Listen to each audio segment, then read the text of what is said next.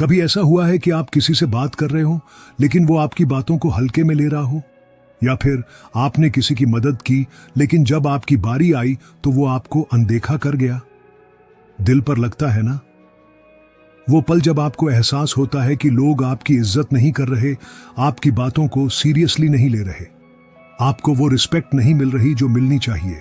पर सवाल ये है, ऐसा क्यों हो रहा है? समस्या दुनिया में नहीं है, समस्या हमारी उन आदतों में है जो हमारी खुद की वैल्यू को खत्म कर रही हैं। आज की इस वीडियो में मैं आपको 5 ऐसी आदतों के बारे में बताने वाला हूं जो धीरे धीरे आपको कमजोर बना रही हैं और जिनकी वजह से लोग आपकी इज्जत नहीं कर रहे। अगर आपने इन्हें बदल लिया तो लोग आपको नजरअंदाज नहीं कर पाएंगे, लेकिन अगर आप इन्हें जारी रखते हैं तो धीरे धीरे आपकी मौजूदगी भी दूसरों के लिए मायने नहीं रखेगी। अब फैसला आपके हाथ में है। चलिए शुरू करते हैं। 1. हर चीज पर रिएक्ट करना। Over reacting on everything. कभी ऐसा हुआ है कि किसी ने मजाक में कुछ कह दिया लेकिन वो बात आपके दिल में चुभ गई, या फिर किसी ने आपकी बात काट दी और आप पूरे दिन उसी के बारे में सोचते रहे? अगर हां, तो आपको यह समझना होगा कि रिएक्ट करना आपकी कमजोरी बन सकता है। रिएक्ट करने से आपकी वैल्यू क्यों गिरती है?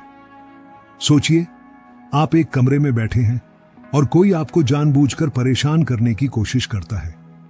अगर आप तुरंत गुस्सा हो जाते हैं, तिलमिला जाते हैं, तो सामने वाला समझ जाता है कि आपको कंट्रोल करना कितना आसान है।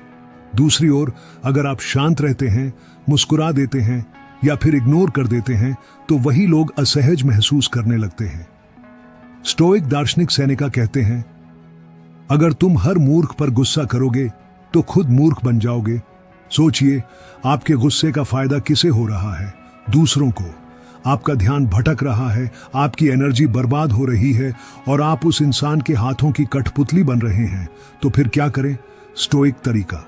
8. पॉज बटन दबाइए, तुरंत रिएक्ट मत कीजिए। अगली बार जब कोई आपको उकसाने की कोशिश करे तो पहले 5 सेकंड रुकिए, गहरी सांस लीजिए और खुद से पूछिए, क्या यह इंसान मेरे गुस्से के लायक है? 2. अपने इमोशंस को पहचानिए पर उनके गुलाम मत बनिए।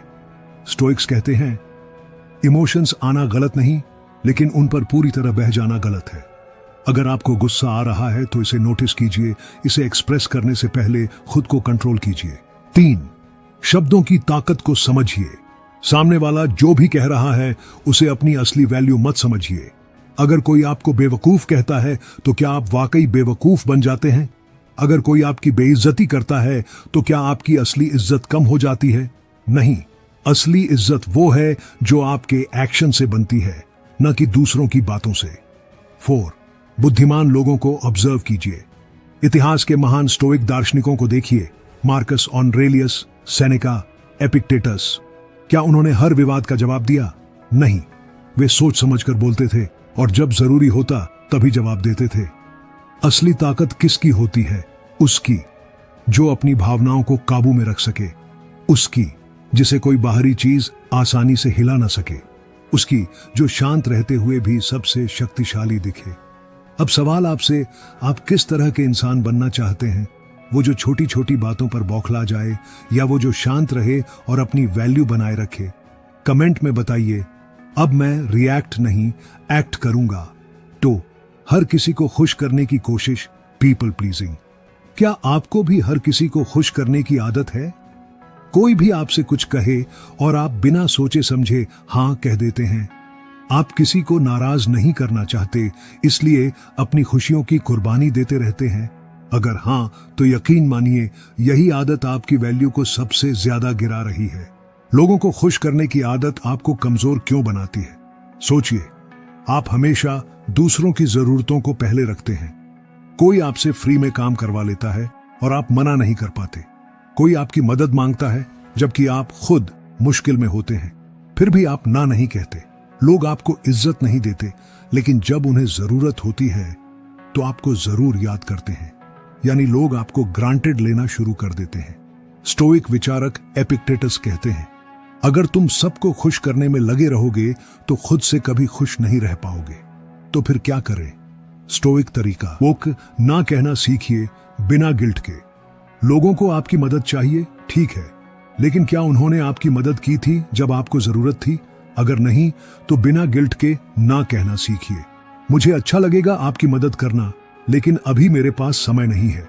एक सिंपल लाइन, लेकिन आपकी वैल्यू कई गुना बढ़ा देगी। 2. हर किसी को खुश करने की बजाय खुद को खुश करना सीखिए। हर किसी की मंजूरी की जरूरत क्यों? अगर आप खुद से खुश हैं तो दूसरों की राय मायने नहीं रखती। 3. सोचिए, क्या इससे मेरी इज्जत बढ़ेगी या कम होगी? हर बार जब आप किसी की फिजूल में मदद करने लगें, खुद से पूछिए, क्या ये मेरी वैल्यू बढ़ा रहा है या लोग मुझे हल्के में ले रहे हैं? 4. दुनिया उन्हीं की इज्जत करती है जो अपनी इज्जत खुद करते हैं। अगर आप खुद की जरूरतों को इग्नोर करते रहेंगे तो दुनिया भी आपको इग्नोर कर देगी। खुद की वैल्यू समझिए, तभी दुनिया आपकी वैल्यू समझेगी। अब सवाल आपसे, क्या आप अब भी सबको खुश करने में लगे रहेंगे या अब खुद की इज्जत पहले रखेंगे? कमेंट में बताइए, अब मैं खुद की इज्जत करूंगा। 3. जरूरत से ज्यादा बोलना, टॉकिंग टू मच। क्या आपने कभी गौर किया है कि जो लोग सबसे ज्यादा इंटेलिजेंट और रिस्पेक्टेड होते हैं वो बहुत कम बोलते हैं, लेकिन जब बोलते हैं तो उनकी बातों में वजन होता है। अब सोचिए, अगर आप हर वक्त बोलते रहेंगे तो लोग आपकी बातों को कितना सीरियस लेंगे? शायद कम ही। ज्यादा बोलने से आपकी वैल्यू क्यों गिरती है? क्यों? लोग आपकी बातों की अहमियत कम समझने लगते हैं। जब आप जरूरत से ज्यादा बोलते हैं तो लोग आपकी बातें हल्के में लेने लगते हैं। वो सोचते हैं, अरे ये तो हमेशा बोलता ही रहता है, इसमें नया क्या है? 2. आप अपनी कमजोरी खुद ही जाहिर कर देते हैं। जब हम ज्यादा बोलते हैं तो अक्सर हम अपनी कमजोरियां, डर और परेशानियां खुद ही सामने रख देते हैं। और दुनिया में बहुत से लोग ऐसे होते हैं जो आपकी कमजोरियों का फायदा उठाने के लिए बैठे होते हैं। 3. आपकी एनर्जी गलत जगह खर्च होती है। सोचिए, अगर आप कम बोलें लेकिन सही समय पर दमदार बात करें तो उसका असर कितना गहरा होगा। बोलने से ज्यादा जरूरी सही समय पर सही बात कहना है। स्टोइक दार्शनिक मार्कस ऑरेलियस कहते हैं, जो ज्यादा बोलता है वो अपनी कमजोरी खुद जाहिर कर देता है। तो फिर क्या करें? स्टोइक तरीका। 1. कम बोलिए, लेकिन जब बोलिए तो उसकी वैल्यू हो। याद रखिए, हर किसी के साथ हर बात शेयर करने की जरूरत नहीं होती। लोग जितना कम जानेंगे उतना ज्यादा आपकी बातों को अहमियत देंगे। 2. पहले सुनिए, फिर सोचिए, फिर बोलिए।